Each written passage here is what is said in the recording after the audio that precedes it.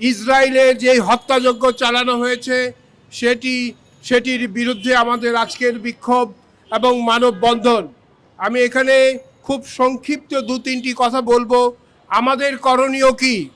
মার্কিন রাষ্ট্রপতি যখন ভোটারদের দ্বারে দ্বারে গিয়েছিলেন, উনি বলেছিলেন যে উনি ক্ষমতায় এসে যুদ্ধ বন্ধ করবেন, কিন্তু উনি তো যুদ্ধ বন্ধ না করে ইরানকে ধ্বংস করে দিয়েছেন, গাজাকে ধ্বংস করেছেন।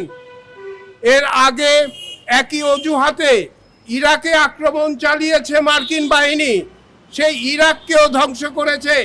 কিছুদিন আগে আমরা দেখেছি সিরিয়াকেও ধ্বংস করেছে, সেখানেও তাণ্ডব লীলা চালিয়েছে। একের পর এক মার্কিনী আধিপত্যবাদের এই মানবতা বিরোধী অপরাধের জন্য আমাদেরকে সবাইকে রাজপথে নামতে হবে, মিছিল করতে হবে।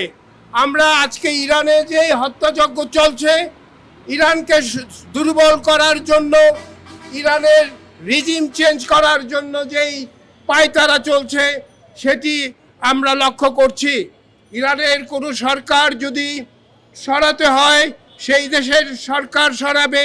কোনো বহিঃশক্তির এমন আস্ফালন আমরা সহ্য করতে পারবো না।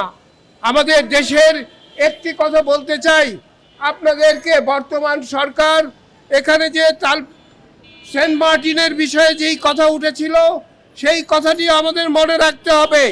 এই মার্কিন সাম্রাজ্যবাদ তাদের বার্মা অ্যাক্টের মাধ্যমে আমাদের দেশে মিয়ানমারে করিডোর দেওয়ার অপচেষ্টা করছে। বা এই দেশের মানুষের, এদেশের জনগণের, এদেশের রাজনৈতিক দলের নানা প্রতিবাদের মুখে ইউনূস সরকার সেটাকে স্থগিত করতে চেষ্টা করেছেন। জানি না সেটার পরিণতি কি। আজকে শুধু এই কথাই বলতে চাই, বাংলাদেশ জাসদ কোনোভাবেই এরকম মানবতা বিরোধী আগ্রাসন সমর্থন করে না এবং করবে না। ইউনূস সরকারকে আমি বলবো, আপনি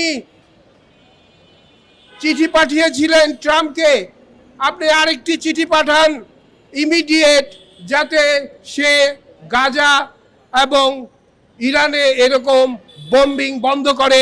এবং সর্বশেষে আমি একটি দাবি করব, অবিলম্বে রাশিয়া, আমেরিকা, চীন সবাই মিলে যাতে এই যুদ্ধ বন্ধ করতে পারে সেই ব্যবস্থা করবেন। পুতিন বলেছেন যে প্রতিদিন তিনি ট্রাম্পের সাথে টেলিফোনে কথা বলেন। পুতিন উপরে উপরে বলে যে আমি ইরানের বন্ধু, কিন্তু সেই পুতিন কি করছে? আজকে মার্কিন সাম্রাজ্যবাদের সাথে রাশিয়া, চীন সবাই একাগ্র হয়ে গেছে। মনে হচ্ছে যে দুর্বল দেশগুলোকে পৃথিবীর থেকে নিশ্চিহ্ন করে দিবে। যদি কোনো দেশ তার সার্বভৌমত্ব রক্ষার জন্য কোনো আণবিক শক্তি প্রয়োজন হয়, এখন দেখছি আমাদেরও সেটা নিয়ে ভাবতে হবে এবং আমরা এর নিন্দা জানাই। আপনারা সবাই এ বিষয়ে সচেতন থাকবেন, বাংলাদেশে যাতে কোনো আগ্রাসন চালাতে না পারে। এই বলে আমি আমার বক্তব্য শেষ করছি। জয় বাংলাদেশ জাসদ, জয় হোক মেহনতি মানুষের।